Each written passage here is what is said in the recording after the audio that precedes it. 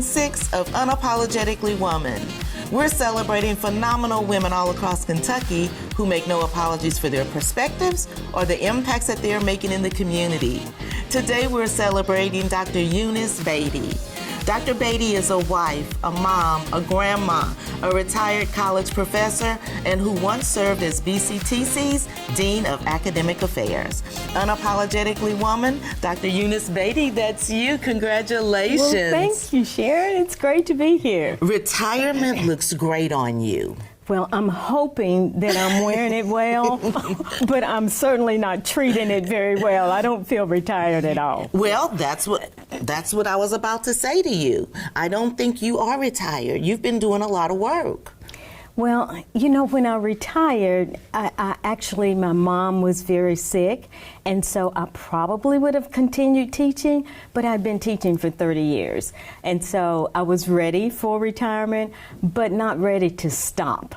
So I was just sort of taking care of her for about a year, and then after that, it seemed like once she passed, I jumped right into so many other things back into the community, so, yeah. Well, before your mom passed, what did she think about all of the incredible things? You know, I say all of the time, I would not be who I am today without my mom. And so, to me, she was an incredible woman. She is my first and only big role model, although there are many other women who have mentored me. But she was so proud, just so proud of me, and being her first child to graduate from college, and so she was extremely proud of me. Now, was she one of those moms that goes around and says, "Now you know my baby's a doctor"? Did she do that? Unfortunately, she came up in that generation, so she had no problems with always saying that. Yes, yeah. Well, because she was in a way living a dream through you. Yes. You know, and waiting to see, you know, what you were going to become. And you know, actually, when you think about that, I guess all moms do that to a certain degree, and we don't apologize for it. We don't. That's right. We don't. We have to brag because that's our exactly kids. Right. We did that. Yes. You know, and that's not an easy thing to do. Yeah. You know, and so you're unretired. I don't know how to call it, whether it's your retired life or your semi-retired life, but you've been busy. You did some work with 250 Lex. Yes, and actually, when the mayor asked me about helping with our co-chairing 250 Lex, I thought, I can't say no to that. I'm a native of Lexington. There were so many things that I wanted to be able to talk about, not only to celebrate, but to acknowledge the history, the full history of Lexington over 250 years. So I said yes. What I didn't know is how much work it was going to be. You never realized that until they got you. I never realized that. But it was a phenomenal year, really 2 years, because it took us about a year to actually plan for it with a commission of about 25 people, and Kip Cornett, who is the other co-chair.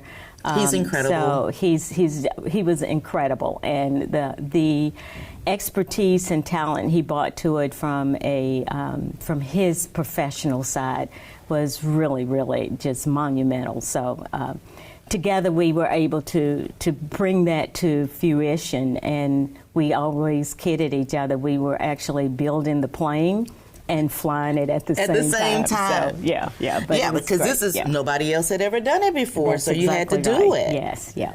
And who has a birthday for a full year? so that in and of itself was a lot, just trying to keep the energy and the momentum going. For a full year. But we had a lot of people who worked on that, who planned events, who worked in the community, who volunteered.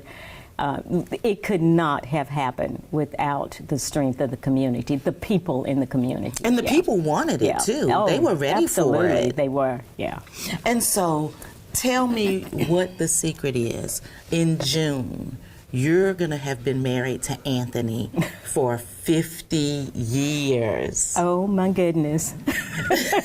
What's the secret? You know, I don't know that there's a real secret, but I always say to people, we really are best friends. To me, that is the secret of any long relationship. We just truly are best friends. And so whatever we're going through, it's like you're talking with your best friend. It's like you're doing it with your best friend. So, and it's always been that way. And maybe it's because, I don't know, we dated like 7 years before we even got married. So we've been together all of our lives. Yeah. It sounds like all of your life, for sure. Yeah. Because nowadays we see people, you know, if they make it back from the honeymoon still married, they're in good shape. Yeah, you're right. You know, marriages just don't have that same longevity. That is true. And what do you think? You think it's because of the friendship that you and Anthony had prior to? The respect? I do. I think it's a mutual, real friendship, but I also think it's understanding each other and letting each other be their own individuals. I think sometimes people want to change people, and that's pretty difficult to do most of the time. I think it's about having the same goals, the same aspirations. I have to always put faith in there because I feel like we were both on the same page with understanding that someone is bigger than who we are. And so faith has played a huge part in our lives. So I think it's a lot of different things that come together.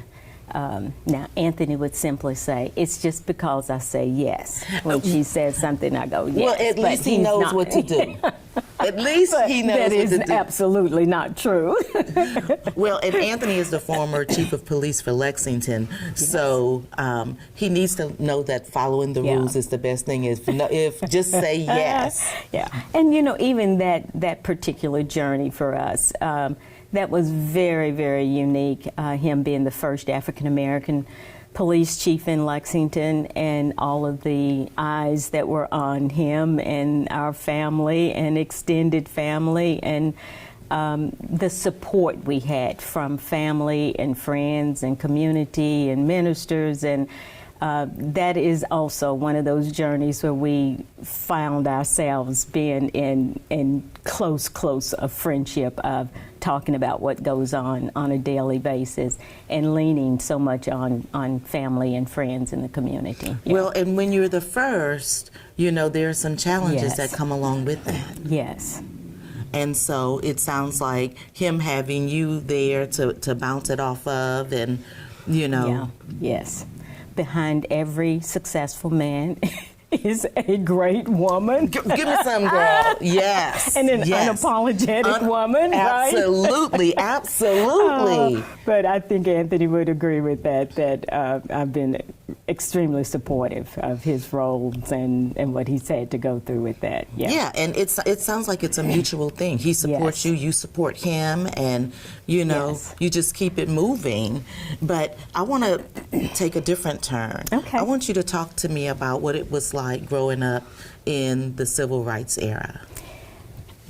Yeah. You know, that's a really interesting and a great question now, because I've been reflecting, and Anthony and I have been talking a lot over the last week or so with Jesse Jackson's passing, how our great leaders have gone and what that means for us. We were actually listening and watching his ceremony, and Al Sharpton was talking so directly to the Black community on where do we go from here. And so I often say when I'm talking to groups that people like Martin Luther King and Jesse Jackson and just so many others that have walked that line, they opened the door, they had the plan, and then along came our generation, and we had to implement it. So many times when someone asked me that question, what it was like growing up in the civil rights movement, I was a teenager, and so I was that first group that integrated the schools, and that was not easy. And when you think about everything teenagers go through during their adolescent development anyway, When you think that you are the person that had to integrate the schools, that really was not just a simple chore.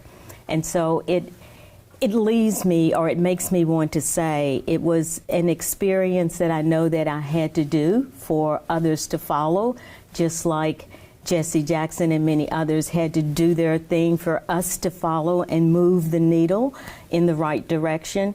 But it was not without pain. And I guess most things that you look back on and you say that was a positive impact in so many ways, it comes with some pain. So I could write a book about that whole experience. And you should. You're retired. And you that's should. probably what I should do. That the whole experience of growing up in the civil rights movement and being in the housing projects during the segregated years as a child, and not knowing that there was racial discrimination, because there was so much love in that bluegrass Espandale housing community.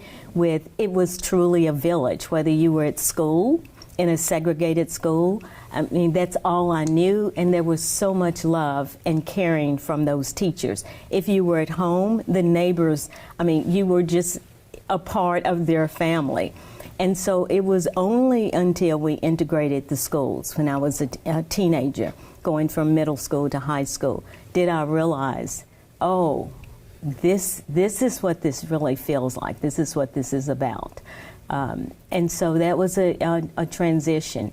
And then, of course, going to the University of Kentucky in the early 70s. As a student, I still felt like I was one of those pioneers that was breaking those barriers for the University of Kentucky. Although there were a few people who had come before, students who had come before me, that was in the early 70s, that was still a big concern of being in a predominantly white university. And I might as well throw this in here too. And that has come with some bittersweetness because of that early experience, and then having gotten an education, all three of my degrees from the University of Kentucky. Count them. 1, 2, 3. And being able to reflect back on that and to say, I would not probably made some of the progress and been where I am today without education. And the University of Kentucky was there for me because my parents couldn't afford to send me anywhere else. So I was able to walk to the university every day to get those degrees, and then to think about having a full career. Much of it was as a professor or an administrator at the University of Kentucky. So it comes with the university. When someone says University of Kentucky to me, I have a full spectrum of what it was like as a student in 1970, and then what it was like when I was ready to retire in 2008. So, yeah. How much more work do you think the University of Kentucky has to do? I think from the perspective of racial equality, diversity, inclusion in general, I don't think that is I have a stick that would measure how much more. I think there's always room for improvement. There's always something else that someone can learn. People come from so many different diverse backgrounds. There is always something to learn about how do we continue to move that needle and include everyone, appreciate everyone, and celebrate everyone. Yeah. Now, you talked about your tribe earlier. You have grown a pretty big tribe of your own, having children, grandchildren. Let's talk about them before we run out of time. That's one of those things where we say, mothers can never stop talking about their kids. Yeah, we have two sons that, listen, I am really unapologetically just so proud of them. It is not easy growing and raising African-American males. In Lexington, Kentucky, it wasn't, just like it wasn't in many cities. They're both in their mid-40s now. I will say this, they're 13 months apart, so I learned very quickly what caused that, and that I did not want to do that every 13 months. So you got that one figured out. Yes, I got that one figured out early on. But it was like having twins when they were younger. Right. But they grew up together. They too are very close. Their personalities are very different, but they are very close as brothers. And so one is in pharmaceutical sales. The other one is a firefighter here in Lexington.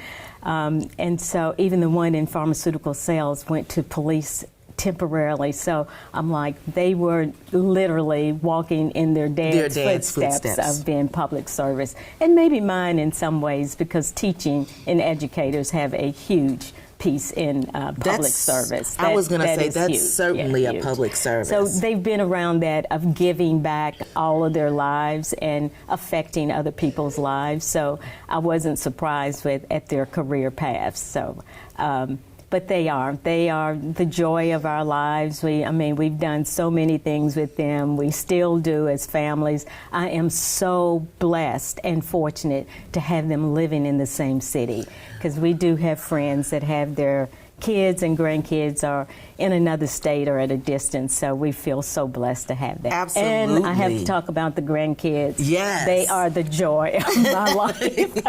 Listen, Look, forget about those boys. The boys are great, but the grandkids are literally the best, and they still love like hanging a true out. grandma. Yes, listen, when they would come over and want to spend the night, I thought that was really cool when they were younger, 6 and 7, 8 years old. But now that they are teenagers, and actually one is graduating from Transylvania University in May, they still love coming over and hanging out with us, and so they are. You gotta love that. I could just go on. We could do a whole session just on grandkids here, and so it's all good. They are great. Well, Dr. Beatty, I'm going to kick it to you for last words of inspiration or hope that you might want to leave for young girls or young women that may be watching. Because, and this is coming from a very sincere, deep point for me, because I have always loved young people, working with young people, obviously the University of level, and I've been youth director at our church, making that positive impact, whatever it is, at whatever level, whether it's small or tiny or big and great, a positive impact is sort of like a daily, sort of like that calendar that you want to carry with you always, to say, what impact have I made today? Has it been positive in some way? And so that would be what I would say to young women, young girls coming up, is to try to focus on doing something positive and making it positive for them. The other piece of that is giving back in some way, whether it's your time, your talent, or your treasure. It's a way of feeling really good and being self-rewarded when you do that. I've never done anything in a community volunteer kind of role that I didn't feel really good about that. Giving my time or giving my talent or giving a treasure to something that is making an impact, that's making me feel like I've done something positive. Now, on the flip side of that, I do say to young girls, it's a difference in being a chicken and an eagle. And so there's nothing wrong with either bird, but chickens tend to pluck around and keep their head down to the ground. So they only find those individual kernels of corn. And if that satisfies you and rewards you, that's good. But I encourage young women to spread their wings and fly like an eagle, because the eagle is up higher and they can see a little bit more. They can see those individual kernels of corn, but they can also see the entire field of corn. And so they see the possibilities, they see the potential, They see how scenic it is, and I think that's when you really start dreaming and you have your own vision, if your vision is one for you or if your vision is one for the entire group. So I always like to sort of leave that as a thought for young women, for all young people, is to think about being that chicken, and that's okay to be satisfied, but really think about being an eagle and spread your wings so that you can kind of fly above and see the bigger picture, see the impact that you can make. That's beautiful, and I'm going to be stealing it. Thank you so much. Thank you. Thanks for having me. Absolutely. Yeah. You guys, Dr. Beatty is incredible, and she is leaving a legacy for us to follow in her footsteps. And so she has paved the way because others have paved the way so that you can come along and do whatever it is that you want to do. You have a choice to make. You can either be that chicken or you can spread your wings and be an eagle. The decision is totally up to you, but we're hoping that you decide to soar. And continue to watch as we celebrate other phenomenal women just like Dr. Beatty on Unapologetically Woman. We'll see you soon.